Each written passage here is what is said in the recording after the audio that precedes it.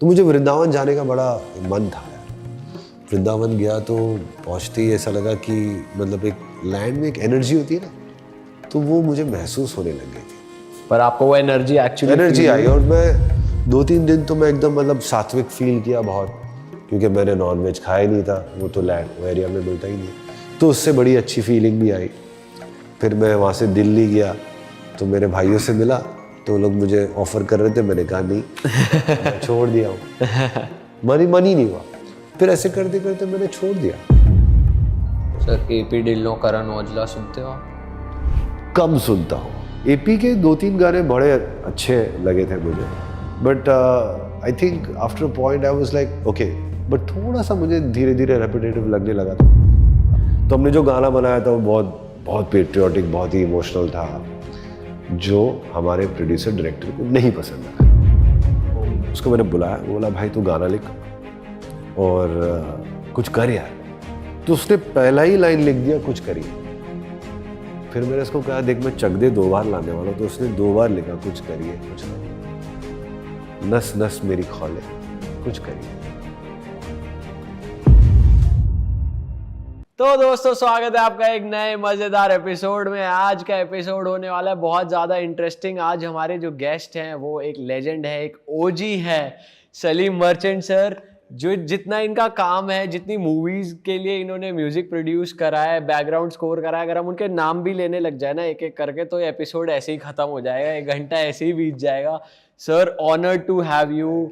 हम लोग बहुत बड़े फैंस रहे हैं आपके एंड बहुत टाइम से आपको देखा है। आज लग रहा है कुछ अचीव करा है, अगर आपके साथ आप हमारे को टाइम दे रहे हो तो। नहीं कम ऑन, आप लोग कमाल का यूट्यूब पे कंटेंट बना रहे हैं, बहुत वक्त से बना रहे हैं, और मैंने काफ़ी सारे आपके पॉडकास्ट देखे और I thought it be great to just have a chat. Thank you sir, आपने बिजी शेड्यूल से अपने हमारे लिए टाइम निकाला, बहुत बड़ी बात है। बिजी तो देखिए, कहने के लिए बहुत सारे लोग ऐसे सोचते कि मैं बहुत बोलते हैं कि मैं बिजी हूँ, पर अगर जिसको जो करना होता है ना वो कर लेता है। सही बात है सर। अभी जब हम ऑफ कैमरा बात कर रहे थे, आपने कहा कि हम कितने टाइम से काम कर रहे हैं, हमें 9 साल हो गए, हमने बताया आपको। फिर बात चल रही थी पॉडकास्ट कितने ज़्यादा हो रहे हैं, बट आपने बीच में एक बात बोली कि यार हम भी परेशान हैं यार, कोई गाने नहीं सुन रहा है। ये सुन के मुझे बड़ा अजीब लगा। मतलब आप कैसे परेशान हो सकते हैं? मतलब यूट्यूब आप जैसे लोग के लिए इतना अनस्टेबल। अभी अब थोड़ा साउंड किया कि यार हमारे गाने कोई नहीं सुन रहा, सॉर्ट ऑफ। तो ये फीलिंग कैसे? नहीं बिल्कुल, ये बोलने में मुझे कोई शर्म नहीं है, क्योंकि यूट्यूब में क्या होता है कि वो जो एल्गो है वो जब सॉन्ग का आता है, वो रिकमेंडेशंस भी उतने कम आते हैं गानों के, अनलेस के गाना बहुत ज़्यादा वायरल हो गया हो। यूट्यूब भी वही आपको प्रॉम्प्ट करता है जो चीज़ वायरल होती है, जो चीज़ बहुत लोग उसको कंज्यूम करते हैं। अभी पॉडकास्ट काफ़ी लोग देख रहे हैं, उसको एंजॉय कर रहे हैं, लॉन्ग फॉर्मेट है, तो एक तरीके से वो भी, मैं भी थोड़ा बहुत जानता हूँ YouTube. Of course sir. Long formats is something that YouTube खुद रेकमेंड करता है उससे, अगर वो, क्योंकि उसमें ज़्यादा एड्स का वो सिस्टम ज़्यादा बढ़ता है। और मेरे ख्याल में ऑल्सो क्या हो गया कि लोग ना आजकल ऐसे देखते हैं यार, फ़ोन ऐसे देखने बंद कर दिए यार। तो इस वजह से भी शायद शॉर्ट्स ज़्यादा प्रॉम्प्ट हो रही है, और गाने जो हमारे वीडियोस होते हैं वो 4-5 मिनट के, वो मतलब ना यहाँ है ना वहाँ है, it's neither short no long format.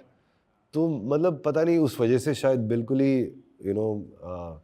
और सर वैसे आपको म्यूजिक वाइज भी कुछ ऑडियंस में ऐसा लगता है कि ऑडियंस काफ़ी ज़्यादा मैच्योर हुई है, या वो अलग टाइप का गाने सुनने लग गई है, ऐसा कुछ भी है?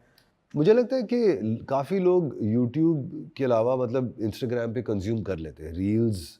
मेरा ख्याल है रील्स की वजह से ही शायद यूट्यूब शॉर्ट्स आया है, और उस वजह से शायद अब यूट्यूब को करने की ज़रूरत थी नहीं वैसे, बिकॉज उन्होंने जो दुकान शुरू की थी वो काफ़ी बढ़िया थी। हाँ बट ऑफ कोर्स इंस्टाग्राम ने वो शॉर्ट फॉर्मेट को इस तरह से रील्स को इतना इम्पोर्टेंस दे दिया, और इतने कम वक्त में इतना कंटेंट मिल जाता है व्यूअर को। बट शायद यूट्यूब की मेरे ख्याल में शायद यही गलती थी कि वो उस चीज़ को फॉर्मेट सेम कॉपी करने के चक्कर में, या सेम चीज़ रेप्लिकेट करने के चक्कर में, यूट्यूब शॉर्ट्स जो आया है वो कहीं ना कहीं कंपोजर्स के लिए, सिंगर्स के लिए, आर्टिस्ट के लिए वो उनका एल्गो थोड़ा सा कम कर दिया। बिकॉज म्यूज़िक वीडियो देखने के लिए obviously when you don't watch it landscape में, आप नहीं देखते क्योंकि अपनी आदत हो गई इस तरह से वर्टिकल देखने की, तो शायद उस वजह से वो कम हो गया। और तो और ऑफ कोर्स म्यूज़िक में हुआ ये है कि म्यूज़िक वीडियोस जो है they are a certain budget. जब आप प्रोड्यूस करते हो उसको, यूट्यूब का ओवरऑल रेवेन्यू जो आर्टिस्ट को मिलता है वो थोड़ा धीरे धीरे कम हो रहा है, खासकर इंडिया में। अगर आपका वीडियो चल गया यूएस में या यूके में या मिडल ईस्ट में तो बात और है, बट इंडिया की जो सीपीवी है तो डेफिनेटली कम ही है।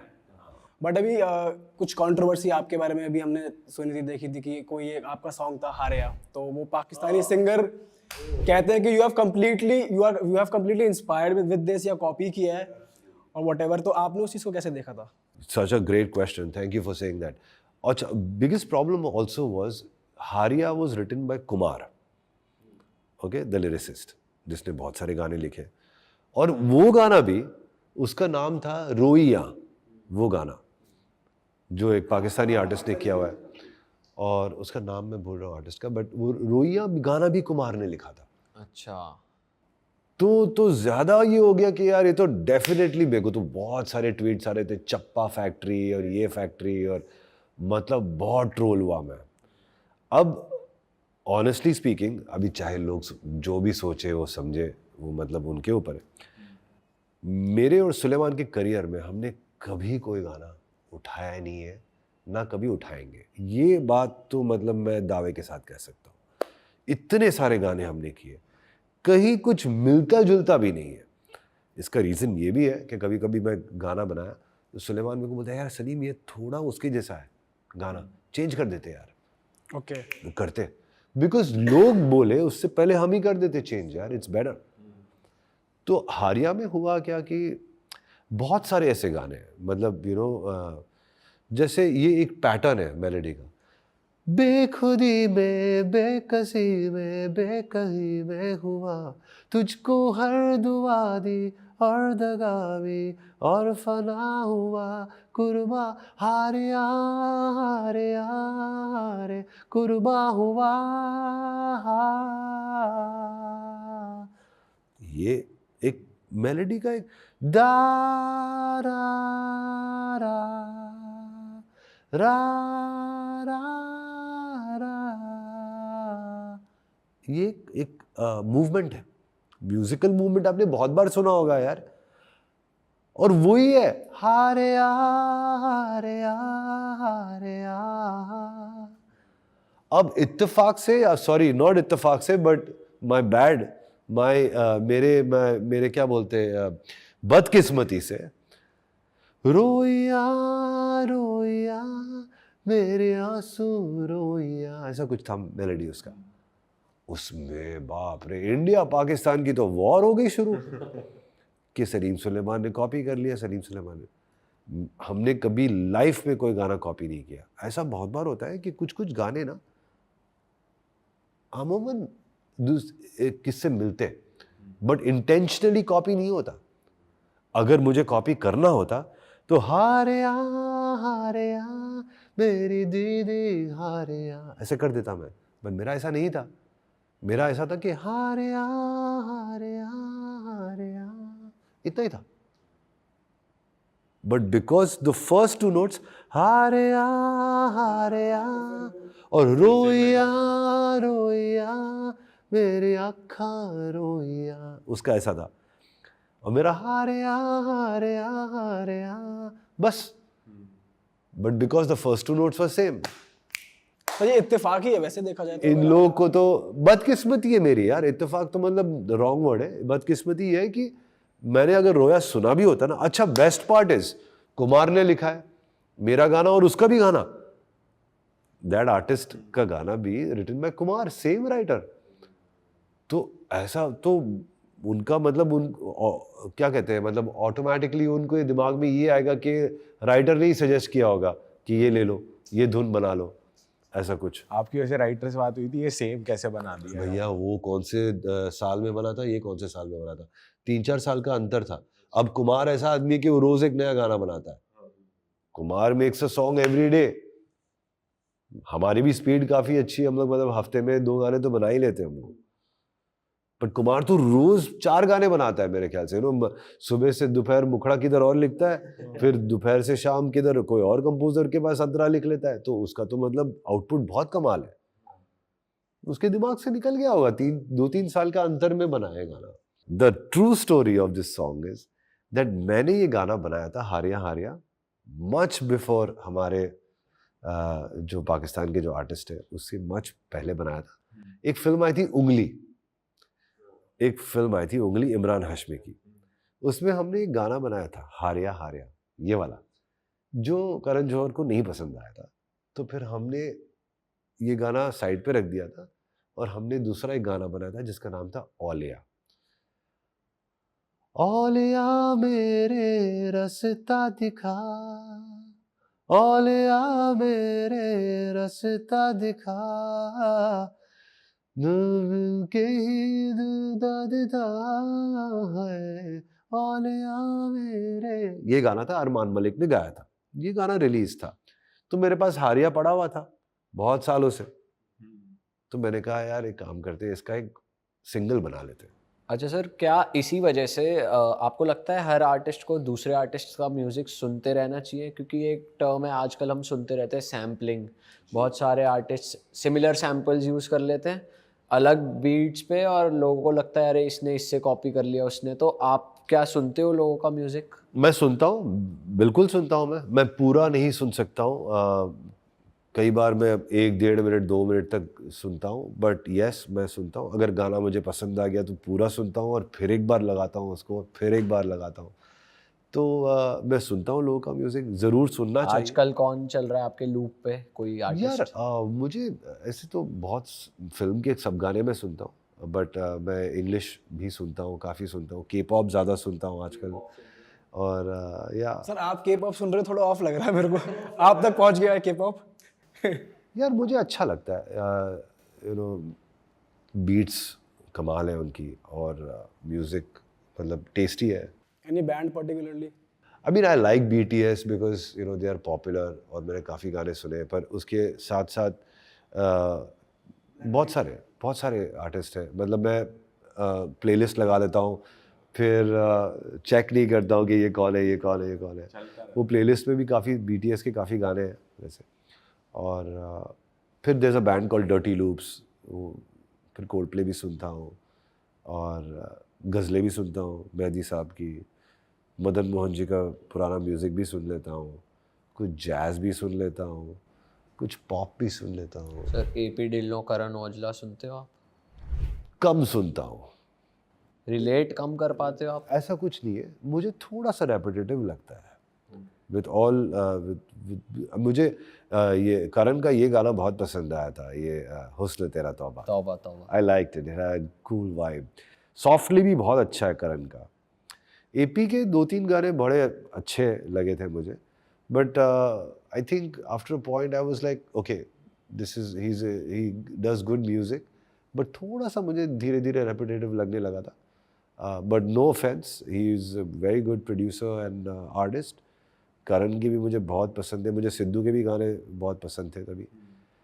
आई लाइक ऑल म्यूज़िक यार, मुझे कोई ऐसा मतलब किसी से वो नहीं है, बट मेरा एक थ्रेशोल्ड पॉइंट के बाद मैं मतलब थोड़ा चेंज कर देता हूँ फिर। सर आजकल यूट्यूब पे कंट्रोवर्सी चल रही है, there is this rivalry going on, अगर आपने देखी है तो हनी सिंह बादशाह की। अरे यार आपकी हुई है? आपकी हुई है सर किसी से ऐसी राइवलरी? यार ये सब एक्चुअली मुझे लगता है इट्स वेरी टेम्परेरी यार। हम लोग सब ना एक क्या कहते हैं ना, एक स्विमिंग पूल में स्विम कर रहे हैं, समंदर में अभी डुबकी लगाना बाकी है हमें यार। स्विमिंग पूल में एक दूसरे से हम लोग छेड़खानी कर रहे हैं, बॉल फेंक रहे हैं एक दूसरे को।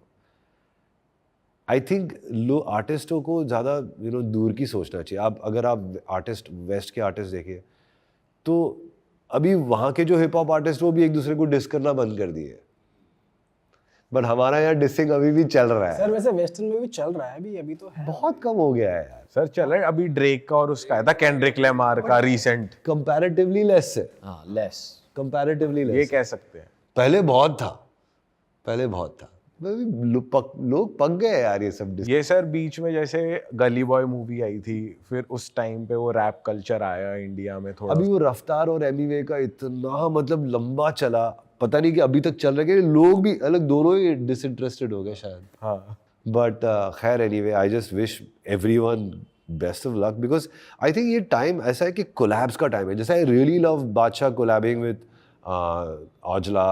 I really love, I mean, I think Bacha and Honey Singh should collab and do a song. It's just, it's तो good. पूरा इंडिया चाहता है वैसे। It'll break the internet, yeah. जैसे हम लोग एक प्रोजेक्ट करते हैं हर साल, is a project called भूमि।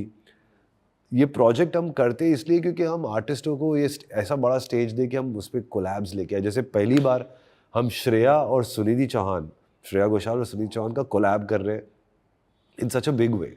उन्होंने पहले गाने गाए हैं फिल्म के। हम पहली बार विशाल ददलानी और सोनू निगम का कोलैब कर रहे हैं फॉर द फर्स्ट टाइम हम ऑन दिस भूमि 24 स्टेज। तो आई थिंक लोगों को दूर का सोचना चाहिए, बड़ा सोचना चाहिए, to collab rather than diss each other, in my opinion, because एक तो 4 दिन की जिंदगानी है, उसमें 3 दिन की चांदनी है। क्या है ये सब यार? It's अभी वो 3 दिन की चांदनी में भी आप 2 दिन डिसिंग करते हो तो यार थोड़ा मतलब तकलीफ होती है मुझे। I am not that kind of guy, I mean I don't find entertainment in that. मुझे दुख होता है बिकॉज सब है तो सब अपने ही ना यार। अगर आप डॉक्टर हो तो आप सोचेंगे अरे ये म्यूजिक वाले हमेशा एक दूसरे को के साथ में झगड़ा करते हैं। अगर आप उस म्यूजिक इंडस्ट्री के ना हो, अगर आप आर्टिस्ट इंडस्ट्री के ना हो या मीडिया इंडस्ट्री के ना हो, चलो मान लो आप लॉयर हो या इंजीनियर हो, तो आप अगर ये देखते तो as a layman you must be thinking ये म्यूजिक वाले हमेशा झगड़ा करते रहते हैं इन दोनों को देख के। वैसा तो हम भी उसमें शामिल हो गए, राइट और रॉन्ग। हालांकि मैं तो यही चाहूँगा कि सब लोग प्यार मोहब्बत से रहे, कोलैब करें, इंटरनेट ब्रेक करें through their talent, through their music.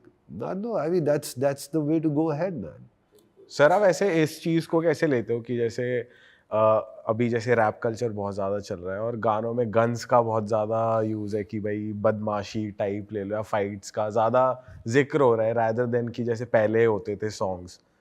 तो इस चीज़ को आप कैसे लेते हो कि जैसे ये चीज़ पर ज़्यादा प्रमोट हो रही है? मुझे नहीं पसंद आता वो।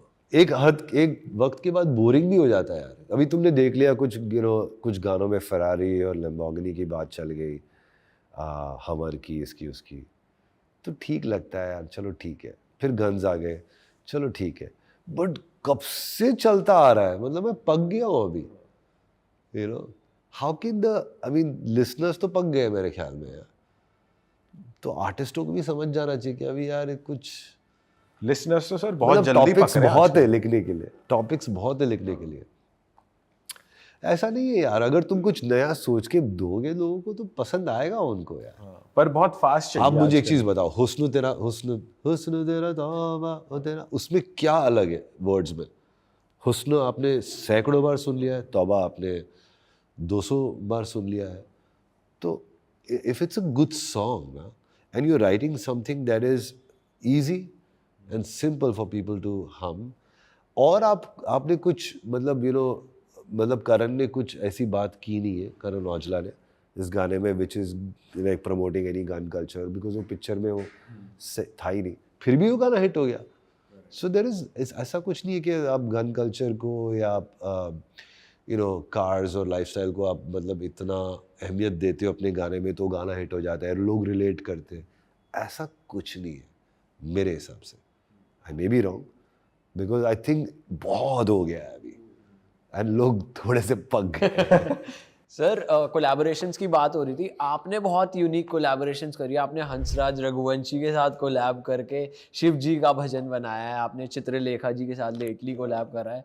तो सर मतलब मैंने आबिदा परवीन के साथ भी किया है, हमने बहुत सारे आपने पैराडॉक्स के साथ हिप हॉप नंबर करा है, रफ्तार के साथ कोलैब किया है, मैंने किंग के साथ किया है। आपने रफ्तार पाजी और बोहेमिया पाजी को बिठाकर एक कुर्बा हुआ का वर्जन बनाया है। तो लेडी गागा के साथ भी किया हुआ है। बिल्कुल, एनरिके के साथ किया है।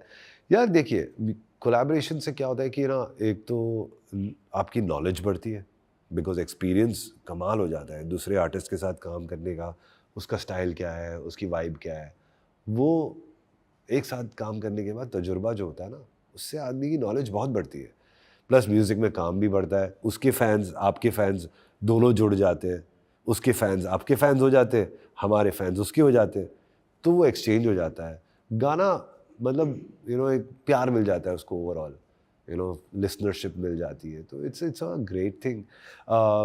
शिव जी के गाने मैं हमेशा, मुझे बहुत पसंद है बनाने, खासकर महाशिवरात्रि के वक्त हम बनाते हैं, और मुझे बहुत अच्छा लगता है, बहुत अच्छी एक खुशी मिलती है भोले के लिए गाना बनाने के लिए। ऑल्सो इस बार हमने जन्माष्टमी में कृष्ण जी के लिए गाना बनाया है। सर जैसे अभी कोलैबोरेशंस की बात हो रही थी, तो लेडी गागा के साथ बताओ कैसे कांटेक्ट बैठा, कैसे लेडी गागा का इस तरह का हुआ कि उसकी एक एल्बम आई थी बॉर्न दिस वे, उसका एक सिंगल था बॉर्न दिस वे, और वो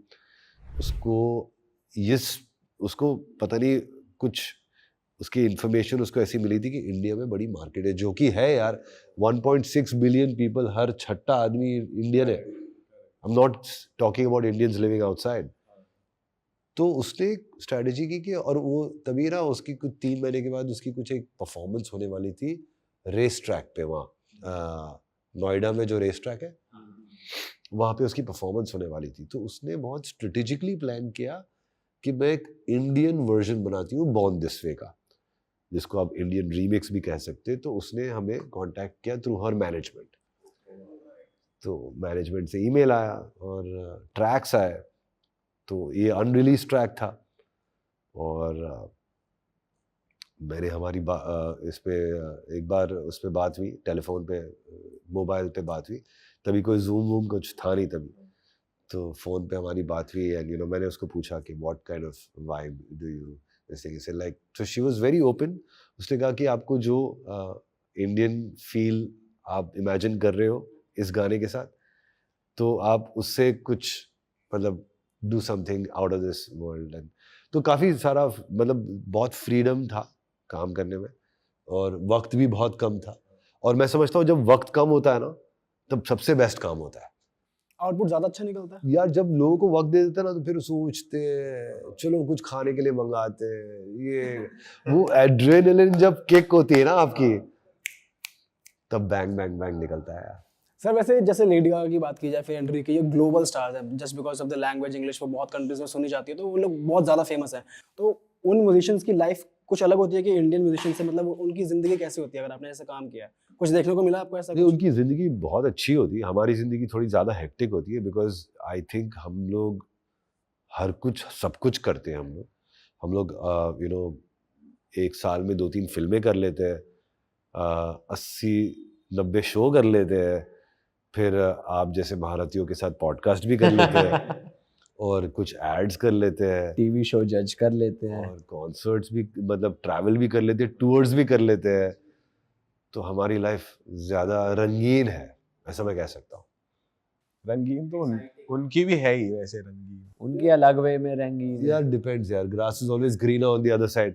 मुझे तो इसलिए मुझे ऐसा लगता है कि अपना हिंदुस्तान सबसे बेस्ट है यार, हमारी लाइफ यहाँ पे बहुत अच्छी है। सर अभी आपकी लाइफ कैसी है? मतलब अभी आप फाइनेंशियली बिल्कुल फ्री हैं, इतने साल से आप काम कर रहे हैं, अभी आपको लगता है तलब कि यार मैं पैसे के लिए काम करूं? मैं पैसे के लिए कभी काम किया ही नहीं था यार, मैं हमेशा सरस्वती को ही प्रणाम करता हूँ, लक्ष्मी आ जाती है। मैं भागता ही नहीं हूँ पैसे के पीछे, कभी नहीं भागा है। भागा होता तो प्लेन वेन खड़ा होता अभी बाहर। अच्छा, इतना हो जाता इंडिया में? मतलब इतना पे स्केल है कि आर्टिस्ट प्लेन खड़ा कर दे? क्योंकि अभी तक कोई आर्टिस्ट आदमी सोचे तो कुछ भी कर सकता है यार, चांद पर पहुंच गया। सर इनिशियल डेज में तो, पर मेहनत के साथ किस्मत बहुत जरूरी है भैया। किस्मत के ना होने पे, ऐसा मैं समझता हूँ, कितना भी आदमी मेहनत कर लेना, वहां पहुंच नहीं पाता जब तक किस्मत नहीं होती साथ। तो आप किस्मत को सबसे ज्यादा अहमियत देते हो? सबसे ज्यादा नहीं, equal, one of the equal combination, मेहनत एंड किस्मत कॉम्बो। डेस्टिनी में मानते हो आप? आदमी बनाता है अपनी खुद की डेस्टिनी, बट थोड़ी बहुत तो किस्मत का खेल होता ही है। टाइमिंग्स का बहुत बड़ा खेल है सर। खेल तो है, थोड़ा तो है, मेहनत बट जरूरी है। मैं बोल रहा हूँ ना, कॉम्बिनेशन ऑफ मेहनत एंड किस्मत। It goes hand in hand, अपने साथ साथ यू चलता है। Have to have. आदमी तो देखेंगे यार किस्मत ने साथ दिया तो, और बैठ गया ऐसी, तो खत्म, ये भी नहीं कर सकते। ऑब्वियसली। आप वृंदावन भी होकर आए, कैसा रहा एक्सपीरियंस? पहले तो मुझे बाके बिहारी जी के मंदिर में जाके मैं बहुत एकदम, आपने वैसे सोचा ही क्यों कि वृंदावन जाना है? यार देखो मुझे ना डिवोशनल में तो ना मुझे बहुत इंटरेस्ट है अलग अलग फेथ में। तो वैसे एक चीज़ नोटिस की थी कि कैसे इंडिया में शिव जी की पूजा होती है नॉर्थ में, गणेश जी बहुत ज़्यादा, उनकी पूजा बहुत ज़्यादा होती है वेस्ट में, गुजरात और महाराष्ट्र देख लो। ईस्ट में दुर्गा जी है देवी, राइट, बंगाल में, और साउथ में कार्तिक है। तो बड़ा ये कमाल का एक हिंदुस्तान का एक अच्छा द वे इट्स डिवाइडेड, वैसे तो हर जगह पे सबकी पूजा होती है बट ज़्यादा कॉन्सेंट्रेटेड है ये चार जो और फिर मुझे पता लगा रिसेंटली कि शिव जी की तो एक बेटी भी थी, अशोक सुंदरी। और तो मुझे नॉलेज का बड़ा मुझे शौक है। फिर कृष्णा जी के बारे हम वहाँ जाए तो मुझे ये तो पता ही था कि वो संपूर्ण कलाकार है, as a dancer, as a painter, as a flautist. तो और फिर उनका जो जैसे उनकी बचपन के उनके दिन, फिर द्वारका में, फिर वहाँ वृंदावन में उनकी जो ज़िंदगी थी, फिर वहाँ से फिर एक बार वो, तो उनके अलग अलग जो रूप है और स्टोरीज़ जो उनकी थी, राधा जी और रुक्मणी, तो वो पूरा मुझे ये जो स्टोरीज़ है वो सुन के मैं एकदम बहुत इंट्रीग्ड हो गया था। तो मुझे वृंदावन जाने का बड़ा एक मन था यार। वृंदावन गया तो पहुँचते ही ऐसा लगा कि मतलब एक लैंड में एक एनर्जी होती है ना, तो वो मुझे महसूस होने लग गई थी। वहाँ पे लोग बेयर फीट चलते हैं, चप्पल और शूज़ मतलब बेयर फीट चलते हैं वहाँ, क्योंकि उनके वो बोलते हैं कि वहाँ पे यहाँ पे ठाकुर जी, उनकी ठाकुर जी की भूमि है, ठाकुर जी की धरती है। तो यहाँ कैसे, तो वो जो भक्ति है, उनकी जो श्रद्धा है, जो मतलब उनका डिवोशन है, उससे मुझे वो बहुत मूव किया। फिर राधे जी के टेम्पल में गया, मैं मंदिर में गया, तो वहाँ पे जो लोग, वहाँ की जो रौनक थी, वहाँ पे जो भक्ति थी, वो बड़ी मूव की। फिर बाके बिहारी जी के मंदिर में वो लोग पर्दा डाल देते, तो मैंने पूछा कुछ पुजारी से, दो तीन लोगों से, तो कहते कि नहीं बिहारी जी ना मतलब वो तो बहुत पावरफुल है, आप देखोगे तो या तो मतलब आदमी पागल भी हो सकता है, और बहुत उसमें बहुत पावर है, आप मूर्ति को एक लंबे वक्त तक देख नहीं सकते। फिर ये भी स्टोरी कुछ थी कि बहुत सालों पहले एक महारानी जी थी राजस्थान से, जो कहते बिहारी जी को वो साथ ले गई थी, ऐसा सब था। तो ये सब स्टोरीज जो है मुझे बहुत और ये जो मूर्तियाँ जो है ना, वो प्राचीन मूर्तियाँ, मतलब बहुत पुरानी है, जमीन से निकली हुई है। तो पर आपको वो एनर्जी एक्चुअली आई, और मैं 2-3 दिन तो मैं एकदम मतलब सात्विक फील किया बहुत, क्योंकि मैंने नॉन वेज खाया नहीं था, वो तो लैंड वो एरिया में मिलता ही नहीं, तो उससे बड़ी अच्छी फीलिंग भी आई। फिर मैं वहाँ से दिल्ली गया तो मेरे भाइयों से मिला, तो वो लोग मुझे ऑफर कर रहे थे, मैंने कहा नहीं, मैं छोड़ दिया हूँ, मन ही नहीं हुआ। फिर ऐसे करते करते मैंने छोड़ दिया। पर एक वक्त के बाद ना मुझे थकावट सी महसूस वो होने लगी 4-5 मंथ्स के बाद, 6 महीने के बाद, क्योंकि मैंने रियलाइज़ किया कि बहुत सारे वेजिटेरियंस जो है वो प्रोटीन शेक पीते हैं, क्योंकि प्रोटीन तो चाहिए आपको आपकी बॉडी के लिए। प्रोटीन शेक मुझे जमता नहीं था यार, मैंने बहुत सारे अलग अलग ट्राई किए, सूट नहीं करता था आपको, पेट खराब हो जाता था। बिल्कुल। तो उस चक्कर में फिर मैं बहुत सारे एग्स खाने लग गया था, तो उससे भी मतलब बदहजमी और थोड़ी सी तकलीफ होने लग गई थी। फिर मुझसे रहा नहीं गया है, बिकॉज मैं करता हूँ तो काम शाम के बाद जो मेरा काम बढ़ता है तो और बढ़ता है, तो 11:30-12 के आसपास मुझे एक थकावट सी होने लग गई थी हमेशा। तो फिर मैंने चेक किया, मैंने काफ़ी कुछ पढ़ा, मेरा प्रोटीन इंटेक इतना कम हो गया था ना, दैट आई रियलाइज़ कि यार नहीं यार, ये नहीं होगा मुझसे। तो हालांकि मैं आज भी जितना हो सके उतना चिकन तो खाता ही नहीं हूँ, मतलब रेड मीट तो मैं सालों से नहीं खा रहा हूँ। तो अभी मैंने धीरे धीरे फिश शुरू किया है, जो मुझे पसंद नहीं है इतना, बट मुझे प्रोटीन्स के लिए करना पड़ रहा है, क्योंकि मुझे वो प्रोटीन शेक, सही प्रोटीन शेक की खोज में हूँ अभी। अगर मिल गया तो फिश भी त्याग दूंगा। ये तो सर पूरे जितने भी जिमर्स हैं ऑल ओवर इंडिया यही खोजते रहते हैं कि भाई बॉडी बिल्डर्स की अच्छा प्रोटीन मिल जाए, पर भाई नहीं मेरे को मिलता। बॉडी वॉडी नहीं बनाना है, मुझे सिर्फ क्या है कि वो थकावट ना हो, फटीग लेवल जो है वो नहीं हो, क्योंकि मैं कॉन्सर्ट्स भी करता हूँ, शोज भी करता हूँ, 2-2 ढाई घंटे हम लोग स्टेज पे रहते हैं और बहुत सारी एनर्जी जाती है गाने में। तो उसमें ना फिर वो काम मेरी जो मेन जो चीज़ है वो अफेक्ट का ना हो, बिकॉज प्रोटीन हर मसल को, और वोकल कॉर्ड्स भी एक मसल है, हर प्रोटीन हर मसल को हेल्प करता है।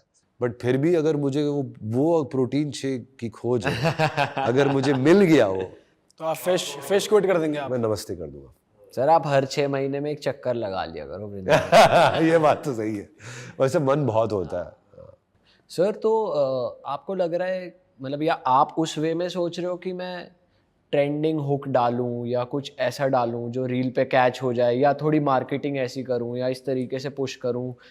नहीं यार भाई, मैं तो ना हम लोग थोड़े पुराने पापी है, मतलब इन अ गुड वे, हम लोग थोड़े पुराने चावल है, आप कह सकते हो। सर आप लेजेंड हो सर, आप ये कहो हम ओजीज हैं। हमने एक्चुअली हमेशा देखा है कि गाना अच्छा बनाना ये बहुत ज़रूरी है। अगर आप एक हिट गाने के पीछे पड़े होगे ना तो शायद वो फेल हो जाओगे, आप वो मिस हो जाएगा। बट एक आप अच्छा गाना बनाओगे ना, जिसकी धुन अच्छी हो, जिसकी लिरिक्स अच्छी हो, एक टाइमलेस गाना हो, जो ऐसा हो कि मतलब उसकी मेलोडी चलती रहे चलती रहे चलती रहे, एक क्लासिक लव सॉन्ग या क्लासिक डांस सॉन्ग, तो उसी टाइप के हमने गाने बनाए हैं जो मतलब what is a good song का डेफिनेशन हो। तो जब वो बनाते हैं ना तो हम देखते नहीं कि यार ये 45 सेकंड्स में एक कमाल का हुक आना चाहिए, 90 सेकंड्स में एक ऐसा तोड़ मतलब मिलना चाहिए कि सुनने वाला मतलब पागल हो जाए, और फिर हम लोग अच्छा गाना बनाते हैं, चाहे वो 5.5 मिनट की कव्वाली हो या 4 मिनट का एक फन लव सॉन्ग हो, शायद थोड़ा सा सूफियाना अंदाज हो, चाहे इंस्पिरेशनल हो, ये हौसला कैसे झुके, ये आरज़ू कैसे रुके, फ्रॉम द मूवी डोर, या ओरे पिया देख लीजिए आप, आजा नच लगी, या शुक्राना ला देख लीजिए फ्रॉम द मूवी कुर्बान, या तुझ में रब दिखता है, it's a simple love song. तो फिल्मों के गाने भी अब बतौर ऐसे बनाए कि it should be a beautiful song, गाना अच्छा हो। हिट गाना बनाने के चक्कर में आदमी फेल हो जाता है यार। सर आपने इतने आइकॉनिक गाने अभी गिना दिए, और उतने ही आइकॉनिक आपने बैकग्राउंड स्कोर्स भी दिए, जैसे विकेड, सनी। तो सर ये वेरिएशन कैसे आ रही है, मतलब कैसे इतना ह्यूमर कैसे, मतलब?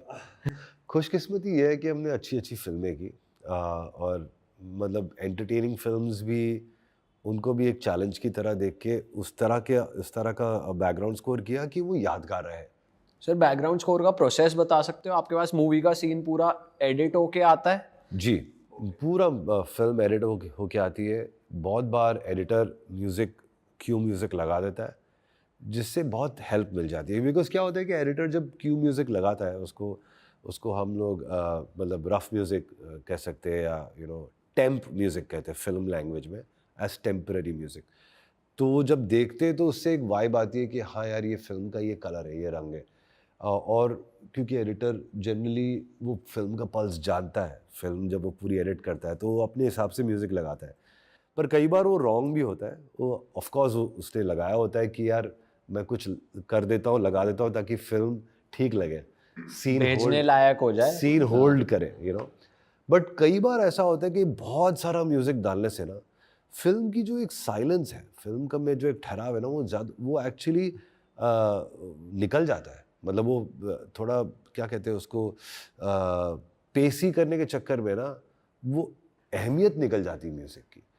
तो आई फील म्यूज़िक, एक प्रॉपर म्यूज़िक कंपोज़र वो होता है जो साइलेंस की अहमियत जानता है, because silence is also music. आप पूरा अगर म्यूज़िक करोगे एक सीन में, तो जहाँ पर एक्चुअली आपको ज़रूरत होगी वहाँ पे खिल के नहीं आएगा। मिसाल के तौर पे आपने फिल्म भूत देखी होगी शायद, आई डोंट नो। भूत नहीं देखी नहीं देखी सर, ऑनेस्टली हमने नहीं देखी। 2000 में आई थी ये फिल्म। ठीक है। सर तब तो हम 5 साल के थे, तब तो घर वाले कहाँ भूत देखने दे रहे हैं, पर अब हम भूत के पॉडकास्ट बहुत करते हैं। ओके, सो भूत एक फिल्म थी जिसमें उर्मिला मातोंडकर थी. She was the main lead. Ajay Devgan, Urmila Matondkar. उसमें जो भूत का कैरेक्टर है that is played by a character called Manjeet. अब हमने ये फिल्म मुझे याद इसलिए है कि क्योंकि इसमें बैकग्राउंड स्कोर, हमने पूरा बैकग्राउंड स्कोर करके फिर हमने काफ़ी सारा वक्त स्पेंड किया to remove the background score. हमने निकाला पिक्चर से. तो उस बार हुआ क्या था कि हमने एक फ़िल्म देखी थी, एक जापानीज़ फिल्म आई थी जिसका नाम था रिंग. वो फिल्म मैंने देखी और मुझे यार ऐसा लगा कि यार फिल्म में सबसे बेस्ट पार्ट है इसकी साइलेंस. जहाँ साइलेंस होता है ना वहाँ आदमी ज़्यादा डरता है, बिकॉज वो साइकोलॉजिकली आप पे, आपके दिमाग पर खेलती है कि यार कहाँ म्यूज़िक आएगा और कहाँ आपको डराएगा. तो जो साइलेंस है उसका बड़ा खेल है यार. तो हमने तो बैकग्राउंड स्कोर भूत में बहुत भर के डाल दिया था म्यूज़िक. फिर मैंने राम गोपाल वर्मा को ये फिल्म भेजी डीवीडी पे. उसने देखी, उसने वो समझ गया मैंने उसको क्यों भेजी थी. हम स्टूडियो में मिले और इतना सारा म्यूज़िक जो हमने किया था उसको निकाला. अब उर्मिला मातोंडकर, एक सीन है उर्मिला मातोंडकर स्टेयरकेस पे अपना उठती है, बीच रात उठती है, उसको प्यास लगती है तो वो स्टेयरकेस से उतरती है, किचन में जाती है, पानी लेती है और ऊपर आती है. और जैसे वो ऊपर आके वो रूम में जाती है वीसी मंजीत स्टेयरकेस के नीचे.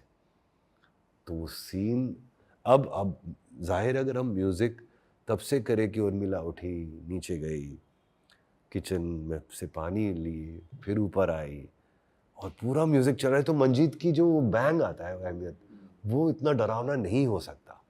लेकिन अगर पूरा साइलेंट है सीन और सडनली आपने एक झटका दे दिया मंजीत पे म्यूज़िक का, तो एकदम से लगता है. तो यही अहमियत है साइलेंस की. तो साइलेंस बहुत ज़रूरी है. अभी ये तो हॉरर फिल्म है पर एक रोमांटिक फिल्म है. एक बैंड बाजा बारात, अगर वो फिल्म अगर आपने देखी होगी तो उसमें उसकी बरसाती पे जब रणवीर और अनुष्का एक दूसरे के साथ में उनकी बातचीत होती है, बहस होती है और फिर वो एक रोमांटिक सिचुएशन में उसकी तब्दीली हो जाती है. दे बोथ किस ईच अदर. तो वो किस पे ना अभी जनरली एक म्यूज़िक डायरेक्टर बैकग्राउंड बहुत सारा पियानो, वायलिन्स, ऑर्केस्ट्रा, इस तरह का वॉइस करके, पर हमने वो पॉइंट पे ना एकदम साइलेंट छोड़ दिया. उसमें सिर्फ रात की वो क्रिकेट्स की आवाज़, और तो वो किस की अहमियत बढ़ गई और उसकी वजह से वो सीन ज़्यादा खिल गया. Because suddenly you are watching as a viewer, because आपने पूरा साइलेंट कर दिया है म्यूज़िक, आपका अटेंशन. तो ये सब चीज़ें जो है ना, ये साइकोलॉजिकली बैकग्राउंड स्कोर जो आदमी करता है उसको समझना बहुत ज़रूरी है.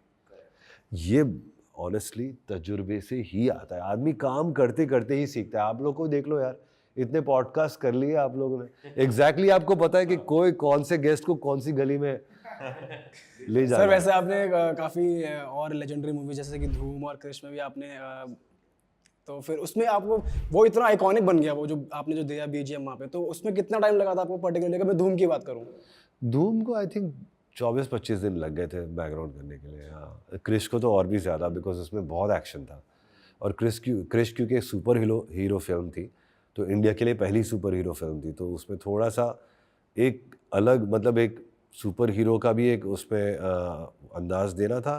प्लस उसमें एक देसी, क्योंकि वो क्रिश तो मतलब देसी बंदा है, तो उसको किस तरह से मतलब उसमें एक इंडियन एलिमेंट भी है और वेस्टर्न एलिमेंट भी इसके है. लिए भी कुछ आपने रेफरेंसेस देखे थे, जैसे भूत मूवी के लिए रिंग पिक्चर आपने देखी? क्रिश के लिए अनफॉर्चुनेटली कुछ नहीं देख पाए हम लोग, बिकॉज ऐसा कोई फिल्म, मतलब इंडियन सुपर हीरो की कोई फिल्म बनी ही नहीं थी. तो मतलब ऑफ कोर्स स्पाइडरमैन, बैटमैन देखी हमने, सुपरमैन, बट क्योंकि इसमें इंडियन एलिमेंट बड़ा इम्पोर्टेंट था. बट सर क्या ये प्रोसेस इंजॉयबल है या ये आप सिर्फ पैसे के लिए करते हो? क्योंकि गाने बनाना एक बहुत ही अलग चीज़ है, उसमें आप एक सिंगर भी हो, आपके ब्रदर इंस्ट्रूमेंट्स प्ले करते हैं, वो थोड़ा क्रिएटिव काम भी है. ये थोड़ा बैठ के करने वाला, फोकस करके, फिर डायरेक्टर की भी सुननी है, इतना क्रिएटिव फ्रीडम आ पा रहा है नहीं आ पा रहा, तो आपको मज़ा आता है बैकग्राउंड स्कोर में भैया ये बहुत ज़्यादा डेडिकेटेड काम है. गाना बनाना और बैकग्राउंड स्कोर करना दोनों ही मुश्किल काम है, लेकिन मैं समझता हूँ बैकग्राउंड स्कोर ज़्यादा उसमें ज़्यादा मेहनत लगती है और वो ज़्यादा मुश्किल पर आप ज़्यादा इंजॉय करते हो उसको, क्योंकि इंजॉय तो मैं सबको हर कुछ करता हूँ, मैं परफॉर्मेंस कॉन्सर्ट भी करना बहुत इंजॉय करता हूँ, पर जी बैकग्राउंड स्कोर में मज़ा बहुत है यार। बहुत मज़ा मैं ये नहीं कह सकता हूँ कि मुझे बैकग्राउंड स्कोर ज़्यादा पसंद है, क्योंकि ऑनेस्टली म्यूज़िक मेरे लिए एक बहुत ही कमाल की चीज़ है। मैं कभी सोचता ही नहीं हूँ कि मैं काम कर रहा हूँ। I feel I am on a vacation, मतलब छुट्टी पे ही हूँ पिछले 32 साल से, काम किया ही नहीं कुछ। बट सर कॉन्सर्ट्स में गाना और फिर अगर तुम कंपेयर कर रहे हो घर बैठ के बीजीएम स्कोर प्रिपेयर करना, तो कॉन्सर्ट्स तो it's a next level fun, right? वो तो आप अलग बोलोगे। कॉन्सर्ट्स में क्या ना, इंस्टेंट ग्रेटिफिकेशन है। आपने गाया, लोगों की वाह वाह मिली, लोगों ने तालियां बजाई, सीटी बजाई, डांस कर दिया, मतलब वो इंस्टेंट है। आपको मतलब आपने कुछ शुक्रान अल्लाह आपने गाया, लोग लाइक तालियां तो हो मैं तो अभी अभी अभी वहां पे लोगों ने मतलब डांस कर दिया, स्टेप कर दिया, तो इमीडिएटली आपको वो एक ग्रेटिफिकेशन मिल जाता है। Whereas अगर आप यहाँ पे बैकग्राउंड स्कोर बना रहे हो तो पिक्चर रिलीज होगी, फिर चलेगी, लोग देखेंगे आपका काम, नोटिस करेंगे, या गानों के भी देख लो, गाना चलना, लोगों तक पहुँचना, उनको अभी आप गाना बना रहे हो तो ऑब्वियसली अगर फिल्म का गाना है तो उसके कैरेक्टर्स को ध्यान में रखते हुए, उसकी जो फिल्म की जो एक दुनिया है उसको ध्यान में रखते हुए आपको गाने बनाने हैं, तो वो अगर वो चले ना चले बहुत मतलब वो फैक्टर है उसका। अच्छा सर, अगर चक दे इंडिया की बात करें, वो भी एक मैसिव मूवी रही है और उसमें भी आपने किया है, तो वो कैसा था वो बताओ थोड़ा। चक दे इंडिया तो पहले से ही हमने, जब फिल्म मैंने पढ़ी थी ना, उससे पहले ना स्टोरीज ऐसे मतलब बाउंड स्क्रिप्ट एक बुक आती थी, तो चक दे की बुक थी, जयदीप साहनी ने लिखी थी ये फिल्म, और बहुत कमाल के राइटर है वो, तो हमने तो 2-3 बार फिल्म की जो स्टोरी है, मैं पढ़ते पढ़ते मेरी आंखों में आंसू आ गए, क्योंकि कुछ कुछ सीन्स इतने इमोशनल थे, जैसे कि जब शाहरुख रात को तिरंगा लहराते हुए देखता है और कहता है, उसकी नज़र पड़ती है तिरंगे पे, और वो कहता है, वो मतलब बस सिर्फ देख रहा है तिरंगे को, उसके दिमाग में इतने सारे थॉट्स चल रहे हैं, और कुछ सीन है जैसे कि 70 मिनट 90 मिनट, सॉरी, क्या 70 मिनट ही है। हॉकी में 70 होते हैं, फुटबॉल में 90 होते हैं। मैं कंफ्यूज हो गया। सर आपने फीफा का भी बनाया ना एंथम, हो जाती है कंफ्यूजन। तो 70 मिनट, तो 70 मिनट का वो जो डायलॉग है उसका, उसमें जो इंटेंसिटी जिस तरह से जयदीप ने लिखा है, जिस तरह से शाहरुख ने उसको डिलीवर किया है, तो वो मतलब एकदम आदमी इमोशनल हो जाता है इंडिया के बारे में, अपने देश के बारे में जब कहता है वो। और कुछ ऐसे कुछ सीन्स है कि वो लड़की कहती है कि मैं दिल्ली से हूँ, मैं हरियाणा से हूँ, मैं यहाँ से हूँ, मैं वहाँ से हूँ, मैं पंजाब। तो उसने कहा कि यार मुझे सिर्फ एक ही नाम सुनना है, इंडिया। तो ये सब जो आइकॉनिक डायलॉग्स है ना, वो आज तक गूंजते हैं और गूज़बम्स आते हैं यार। तो आप सोचिएगा, जब मैं पढ़ रहा था तो क्या फीलिंग आई थी। तो ये पढ़ने के बाद हमने सोचा, अरे यार ये चक दे का म्यूज़िक हम करें, बड़ा स्पेशल होना चाहिए, पेट्रियोटिक भी है, पावरफुल है, इंस्पिरेशनल है, बहुत सारे इसमें एलिमेंट्स बहुत है। एक Muslim man trying to prove his patriotism, जो बताना चाहता है लोगों को कि वो यार मैं इंडियन हूँ यार, मेरे रग रग में इंडिया है। तो वो सब चीज़ें, वो भी है, उसकी एक स्ट्रगल है। तो ये सब चीज़ें कैसे फिल्म में और गानों में ले आए ये सब। तो हमने जो गाना बनाया था वो बहुत बहुत पेट्रियोटिक, बहुत ही इमोशनल था, जो हमारे प्रोड्यूसर डायरेक्टर को नहीं पसंद आया। फिर दूसरा बनाया, तीसरा, चौथा, पांचवा, ऐसे करते करते हम फेल होते गए। क्या बोलते थे वो कि क्या मिसिंग है, कि भाई यार कभी बहुत ज़्यादा इंटेंस था, या कभी बहुत मतलब एनर्जी नहीं थी गाने में, कभी एनर्जी थी तो रूह नहीं थी, मतलब पावर नहीं था, इमोशन नहीं था, कभी मतलब तो बहुत सारी रुकावटें आई। पर फिर ऐसा हुआ कि एक बार मैंने पूछ ही लिया कि आप चाहते क्या हो, तो डायरेक्ट प्रोड्यूसर ने बोला हम चुम्मा चाहते हो। तो मैं बोला क्या? उसने कहा कि नहीं, मतलब जैसे जुम्मा चुम्मा की जैसी धुन है, मतलब पूरी दुनिया गाती है, जुम्मा चुम्मा दे दे, तो उसने मुझे ऐसे कुछ चक दे इंडिया, उसने ऐसा गाया। तो मैं बोला, अरे यार ये, इसमें मुझे एक चीज़ मैंने नोटिस की कि चक दे उसने 2 बार गाया। तो ये मैंने सोच लिया था कि चक दे मैं 2 बार रखूँगा, क्योंकि मैंने बहुत सारे चक दे इंडिया के परम्यूटेशन कॉम्बिनेशन बनाए जो नहीं वर्क किए, उनको पसंद ही नहीं आया, मुझे भी नहीं पसंद आया कुछ। तो उनके बोलने के बाद पसंद नहीं आया, ऐसा कुछ था? नहीं, उनके बोलने के बाद तो हमने बनाए गाने ना, पर ये जो चक दे इंडिया ना एक आइडिया नहीं थी। तो मैंने सोचा कि चलो ठीक है, मैंने बोला यार मैं इस बार एक काम करता हूँ, जयदीप जिसने गाने लिखे, अपना जिसने फिल्म लिखी है उसको बुलाते हैं। उसको मैंने बुलाया, वो बोला भाई तू गाना लिख और कुछ कर यार। तो उसने पहला ही लाइन लिख दिया, कुछ करिए। फिर मैंने उसको कहा देख मैं चक दे 2 बार लाने वाला हूँ, तो उसने 2 बार लिखा, कुछ करिए, नस नस मेरी खौले, कुछ करिए। फिर मैंने शुरुआत की कि कुछ करिए नस नस मेरी खौले। इस तरह से बात आगे बढ़ी और जाके पड़ी चक दे इंडिया, वहाँ पर बात पहुँची। मैंने सुखविंदर सिंह को फ़ोन लगाया, वो आए, और जो चीज़ मतलब 3-4 महीने से चलती जा रही थी, जो बनी नहीं रही थी, वो सडनली एक दिन में बन गई।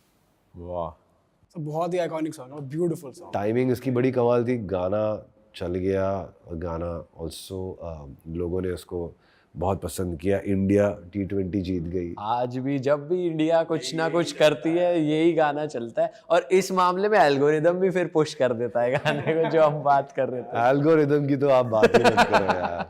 आपका बेस्ट फ्रेंड भी है एल्गोरिदम, और आपका वर्स्ट दुश्मन भी। हम सर पहले कॉमेडी वीडियोस बनाते थे, तो हम काफ़ी यूज़ करते थे। आपका एक बैकग्राउंड स्कोर ही था मूवी का, चक दे इंडिया का ही, जो आपकी वॉइस में ही था, या मौला करके जो था, जो शाहरुख खान सर की फेस पे आता जब भी वो इमोशनल होते थे। तो हम सर उसे कॉमिक वे में यूज करते थे, कभी कोई सैड हो गया, कुछ हो गया, तो कॉमिक वे में भी। तो सर थैंक यू, आपने हमें भी बहुत, हमारी छोटी छोटी वीडियोस में भी बहुत विकेट सुनी। तो सर हर कॉमेडी वीडियो जो यूट्यूबर्स बनाते थे उसका। सर आपको आइडिया नहीं है विकेट्स ने कितने यूट्यूबर्स की दुकान चलाई है, सब ने यूज किया है, वो सब ने अपने वीडियोस में लगाया है। सर उसका आइडिया कैसे आ सकता है आपको, मतलब इतना यार क्या है, वो कैरेक्टर का नाम सनी था। अभी वो बहुत ही मतलब बहुत ही शातिर आदमी था, वो बहुत ही मतलब he was a very smart guy. वो हमेशा मतलब चीज़ खराब करने के चक्कर में रहता था, तो उसका नाम उसको विकेट बना दिया, विकेट सनी। फिर जिसको मैंने बुलाया था ना, मेरा एक दोस्त है वो रवि खोटे करके, उसको हम रैक्स बोलते हैं, तो उसने ये किया, wicket Sunny run for the money. बोलते क्या हो। मैंने एक बीट लगाई हुई थी, एक हिप हॉप की एक बीट लगा दी थी मैंने, तो मैंने उसको सिर्फ बोला था कि विकेट सनी करना तू, पर वो बोलता क्या, चुरा लेगा रानी। वो रानी उसका वो लड़की, आई थिंक प्रियंका का नाम रानी था, तो सनी रानी, और सर उसका रन फॉर द मनी, चुरा लेगा रानी। ईगल गैंग जो आती है उसका भी आप ही ने, ईगल गैंग जब बाइक पे आती है, आए आए वो भी आपने करा है सर? जी नहीं, वो देखिए क्या है ना, बैकग्राउंड स्कोर में एंटरटेनमेंट ले आना बहुत ज़रूरी है, खासकर इस तरह की फिल्मों में ना। कि होता क्या है कि हम हमेशा मतलब सोचते हैं कि ओके म्यूज़िक करेंगे, बट थोड़ा एक वोकल का एलिमेंट आने से ना बहुत फ़र्क पड़ता है। सर बहुत ज़्यादा ही फ़र्क पड़ेगा सर, आइकॉनिक बन गई चीज़ें। देखिए अगर आप एनी इंटरनेशनल फिल्म, कोई भी आप इंग्लिश फिल्म देखते हैं ना, उसमें तो गाने होते हैं बैकग्राउंड स्कोर में, प्रॉपर गाने ही होते हैं, रैप म्यूजिक होता है या कुछ। बैकग्राउंड स्कोर में जनरली ज़्यादातर होता क्या है कि लोग पिक्चर में अपने गाने होते हैं, फिर बैकग्राउंड स्कोर में गाने नहीं रखते। पर हमने ये फॉर्मेट थोड़ा ब्रेक करने की हमने कोशिश की कि हम बैकग्राउंड्स में भी गाने अपने बनाएंगे। वाह सर, अभी भूमि प्रोजेक्ट की थोड़ी बात करते हैं। आपने ये आईपी बनाई क्यों, इसके पीछे क्या रीजन था? तो बेसिकली हाँ, ये thank you for asking me this. 1999 में हमने ये पहली बार भूमि किया था, आप शायद नहीं पैदा हुए थे तभी। अच्छा सॉरी। सो 99 में हुआ यूँ कि मैं तभी ना बहुत ट्रैवल करता था विद डिफरेंट बैंड्स में, I used to go abroad, तो टावर रिकॉर्ड्स, वर्जिन रिकॉर्ड्स, इस तरह की स्टोर्स होती थी, तो मैं हमेशा सीडीज खरीदता था। तो African folk music, Spanish folk music, Irish folk music, मुझे हमेशा मेरे दिमाग में सवाल होता था कि इंडियन फोक म्यूजिक क्यों नहीं है। इंडियन म्यूजिक के सेक्शन में सिर्फ क्लासिकल म्यूजिक रहता था, जो कमाल है हमारा हमारा शास्त्रीय संगीत बहुत, और फिल्म म्यूजिक होता था। तभी बॉलीवुड का टर्म नहीं था, तो मैं उसको फिल्म म्यूजिक बोलता।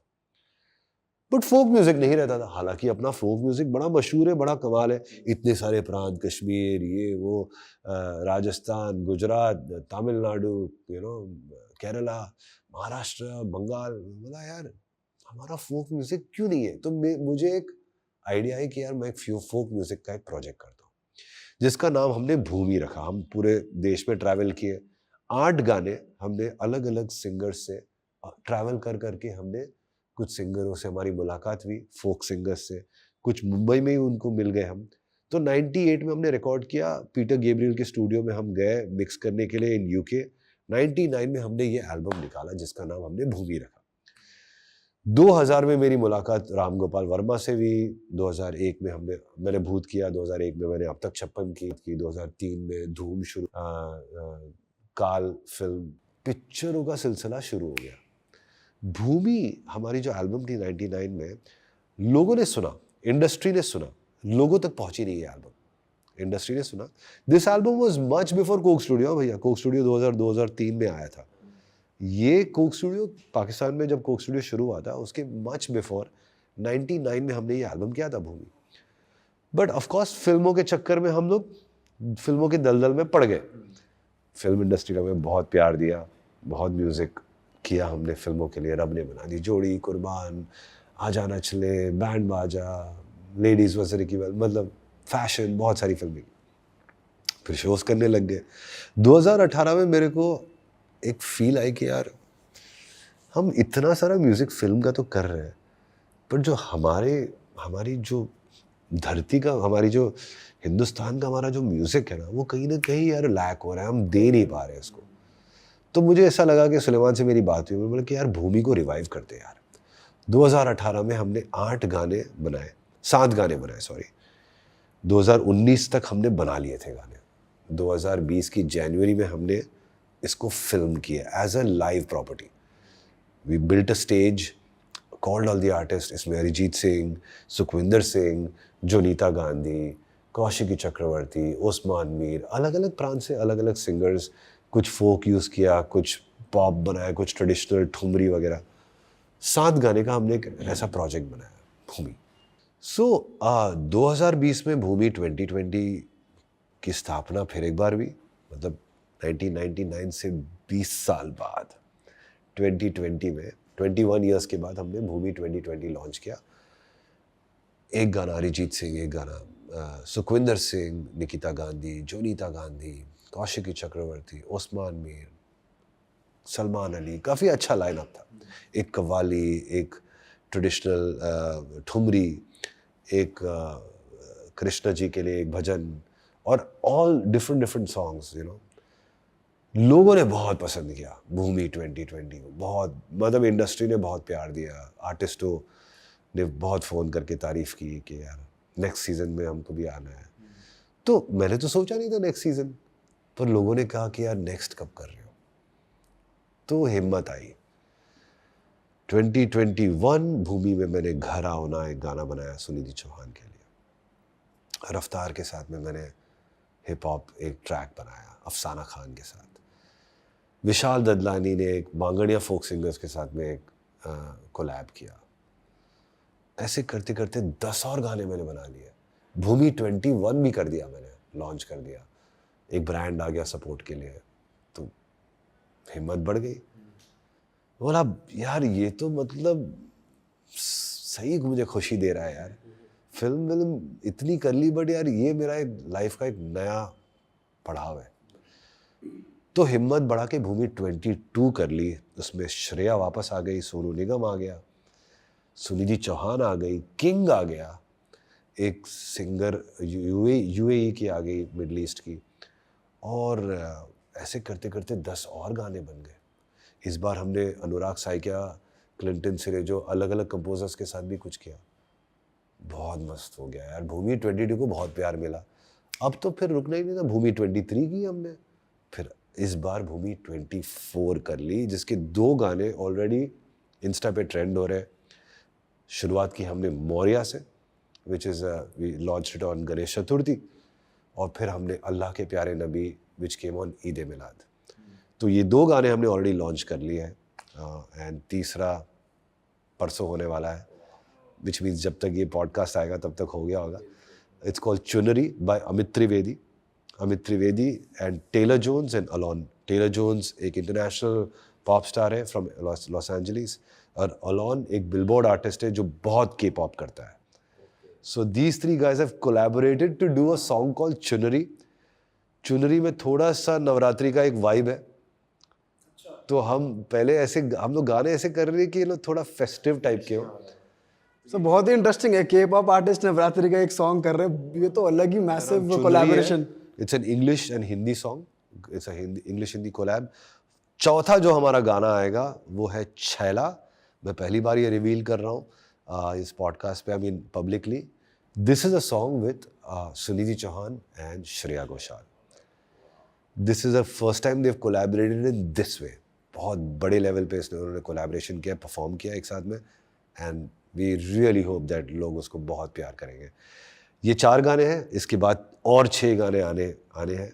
असीस कौर, गोल्डी सोहेल, सोनू निगम, संजित हेगड़े, विशाल ददलानी, बहुत सारे और आर्टिस्ट। एक राज पंडित, एक कश्मीरी फोक सॉन्ग है जिसको हमने एक मतलब 100 साल पुराना एक गाना है, कश्मीरी फोक सॉन्ग है जिसको राज पंडित ने गाया है, और गुलजार गने जो वहाँ के एक मशहूर फोक आर्टिस्ट है।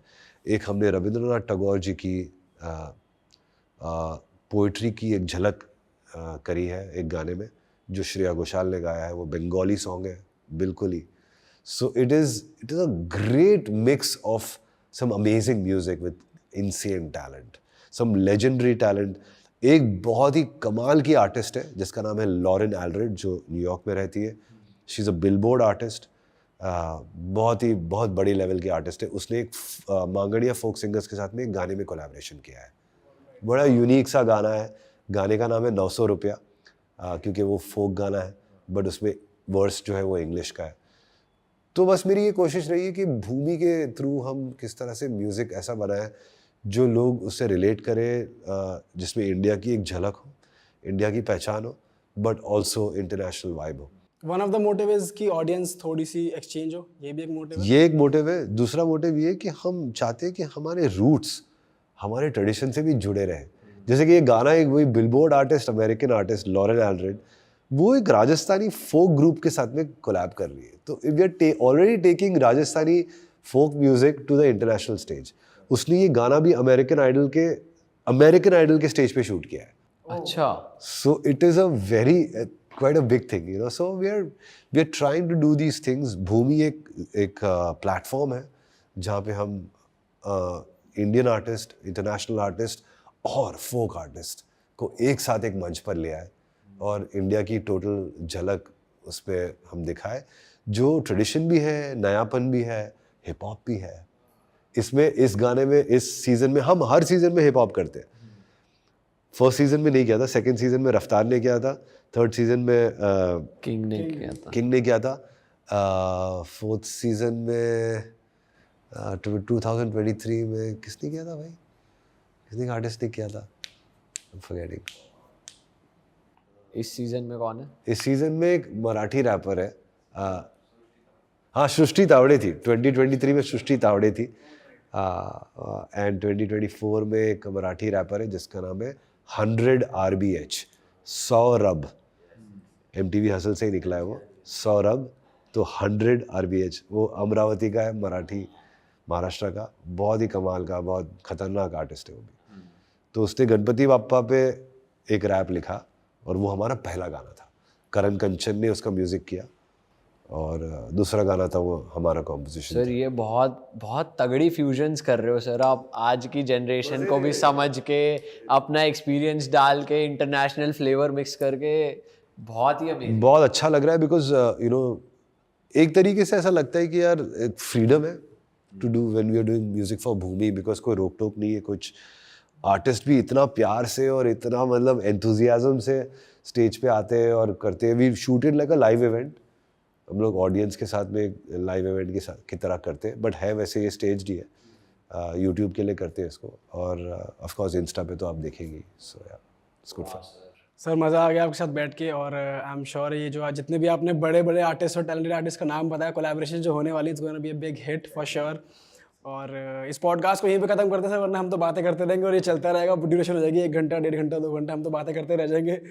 तो इस पॉडकास्ट को ख़त्म करते हैं. तो कट करो ना यार.